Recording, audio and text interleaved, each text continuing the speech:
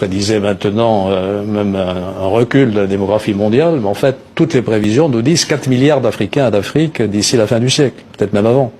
Et donc, si nous voulons maîtriser les mouvements de population, il n'y a pas d'autre solution que de développer avec l'Afrique un partenariat, et quand je dis partenariat, ça veut dire d'égal à égal, qui nous permette de favoriser le fait, ce qu'attendent tous les jeunes Africains, c'est-à-dire rester au pays pour y vivre et y travailler. C'est ça qu'il faut réaliser aujourd'hui.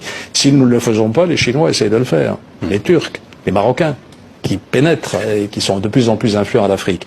Donc moi je plaide pour une diplomatie française beaucoup plus active que la nôtre en Afrique, vis-à-vis de nos pays francophones, des anglophones aussi. Sachant que la France-Afrique, maintenant, est un peu supplantée par la Chine-Afrique, la Turque-Afrique, la Maroc-Afrique, etc., etc. Le Maroc, c'est l'Afrique encore. Oui, mais c'est fait exprès, parce que le Maroc, c'est l'Afrique, mais le Maroc qui s'investit en francophone, en Afrique francophone, est en train de faire quelque chose d'absolument extraordinaire. Ce sont des concurrents par rapport à la France qui sont très forts.